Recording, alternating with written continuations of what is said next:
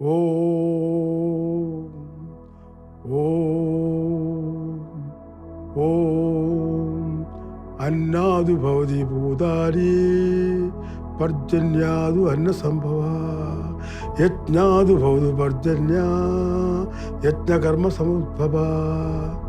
भगवान कृष्ण ने अर्जुन को यही सलाह दी है। बारिश के पानी के बारे में अन्नाद भवन्ति भूतानि अर्थात सभी प्राणी अपने भोजन के कारण जीवित रहते हैं। हमें भोजन कैसे मिलता है? पर्जन्यदु अन्न संभवः, वर्षा से हमें भोजन मिलता है। हमें बारिश कैसे मिलती है? यज्ञात् भवति पर्जन्यो, हमें यज्ञ और त्याग करना है। हमें ऐड करना होगा। हम यज्ञ कैसे करें? यज्ञ कर्म समुद्भवः, कर्म का अर्थ है कि आपको कर्म करना है और अपना कर्तव्य पूरे जोश के साथ निभाना है। इस तरह मैंने वर्षा जल को एक मिशन के रूप में शुरू किया। मैं आपको मुझसे परिचित करता हूँ। मेरा नाम के.आर. गोपीनाथ, संक्षेप में के.आर.जी।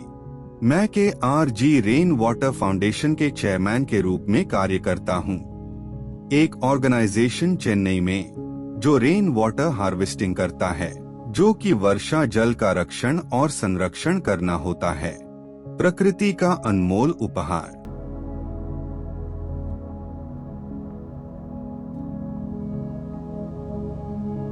शुरुआती दिनों से ही उनमें यह अंतर्ज्ञान रहा है, जैसे अगर हम ऐसा करेंगे तो हमें पानी मिलेगा। यह उनके लिए ईश्वर प्रदत्त अंतर्ज्ञान है।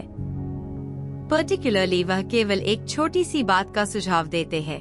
वे कुछ सुझाव देंगे, चलो यह कोशिश करते हैं। कोई भी वास्तव में नहीं जानता कि वह इसका पता कैसे लगाते हैं, जैसे उन्हें कैसे पता था कि ऐसा करने से वह अंजाम होगा। आज भी यह मेरे लिए एक रहस्य बना हुआ है। कोई और उस स्तर, उस लेवल पर नहीं सोचता है। मेरे पिता के लिए पानी ही सब कुछ है, भोजन से भी अधिक। यहीं पर मुझे पानी के साथ उनका जुड़ाव दिखाई दिया जब वे भोजन के लिए बैठते हैं।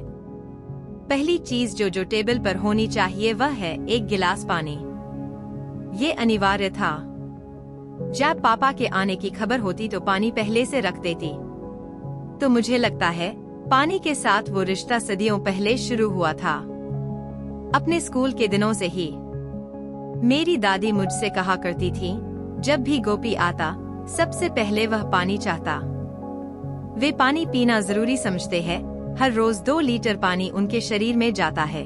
अब मैं आपको बताऊंगा कि कैसे पानी मेरे जीवन का महत्वपूर्ण भाग बन गया।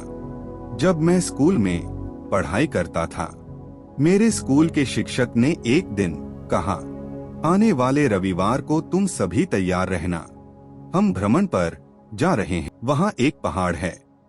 मेरे स्कूल के पास कुछ 15 किलोमीटर दूर बड़ा पहाड़ त्रिवेंद्रम डिस्ट्रिक्ट में। हमें उस पहाड़ी पर चढ़कर ऊपर जाना था, वहाँ जाकर बैठना था, वापस आना था और घर आना था। मेरी माँ ने मुझसे कहा, गर्मी बहुत है और तुम सभी जा रहे हो, तो एक काम करो, तुम पीने के लिए थोड़ा पानी भी ले लो। उन दिनों पानी लेने का मतलब, आप जानते हैं, वो बर्तन, वो तांबे का बर्तन मुझे ले जाना पड़ता था और बहुत भारी था। मैंने माँ से कहा, मैं 3-4 दिन तक बिना पानी के रह सकता हूँ। हमने चलना शुरू किया। ऊपर जाने का रास्ता बहुत टेढ़ा मेढ़ा था, बहुत सारे कांटे भी थे, लेकिन कभी परेशान नहीं हुए। सभी बच्चे उत्साहित थे। आधे रास्ते पर सबको बहुत प्यास लगी। कुछ लोग पानी लेकर आए थे। सब लोग गए और उनसे पानी लिया। पानी खत्म। 2 घंटे की चढ़ाई के बाद भीषण गर्मी में हम पहाड़ी की चोटी पर पहुंच गए। सभी को पानी चाहिए था। पानी नहीं था तो पहले वाले शिक्षक आ गए। उन्होंने कहा कि चोटी पर जल स्रोत है। उन्होंने पहले देखा था। हम सब उस जगह की ओर दौड़े। वहां हमने पहाड़ की चोटी पर एक दबा हुआ निचला क्षेत्र देखा। उसमें पानी था। सभी बच्चे दौड़ पड़े, सिर झुकाया और पानी पी लिया। तभी दूसरे टीचर ने मुझे धक्का दिया, जाओ और पी लो। तो मैंने और कुछ अन्य बच्चों ने पानी को अपने हाथों में लेकर पीना शुरू कर दिया। जैसे ही मैंने पानी पीना शुरू किया, मैंने देखा कि कुछ सफेद चीजें ऊपर आ रही हैं। लेकिन हमने कोई ध्यान नहीं दिया।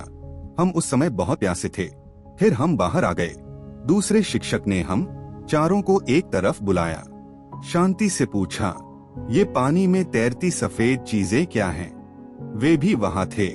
वे पक्षी की बीट थे, क्योंकि कौवे और अन्य पक्षी पानी पीने आते हैं।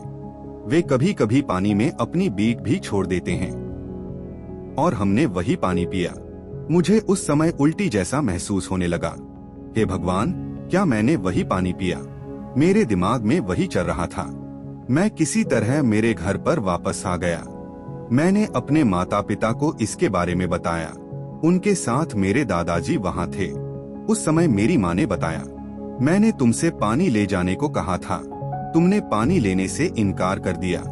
अब तुमने यह पानी पी लिया है, कोई बात नहीं, क्या करें? तब मेरे दादाजी ने मुझसे कहा, तुम एक काम करो, तुमको पता होना चाहिए कि पानी क्या है। तुमको पानी के बारे में सीखना चाहिए। जब भी तुम कहीं बाहर जाओ, एक फ्लास्क अपने साथ रखना। आज भी मैं एक फ्लास्क ले जाता हूँ। मैं जहाँ भी जाता हूँ, पीने के लिए पानी की एक फ्लास्क साथ ले जाता हूँ। कॉलेज के दिनों के बाद जब मैं चेन्नई आया, वही समस्या। उस समय चेन्नई में पानी नहीं होता, गर्मियों के समय में पानी नहीं। मेरे दादा और पिता ने मुझसे कहा था कि पानी को बेहतर समझो, जिसने मुझे पानी के बारे में और अधिक जानने के लिए प्रेरित किया।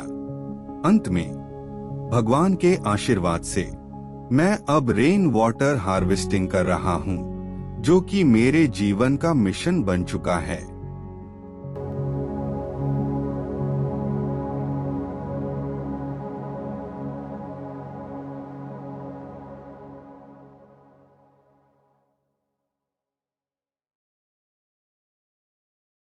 मैंने अपना करियर एक सेल्स इंजीनियर के रूप में शुरू किया, लेकिन काम इलेक्ट्रोड बेचना था। मेरी माँ रोई, यह कैसा काम है? इंजीनियरिंग की पढ़ाई के बाद तुम यह काम कर रहे हो। मैंने अपनी खुद की कंपनी प्रिसिशन मैचफअप प्राइवेट लिमिटेड शुरू की।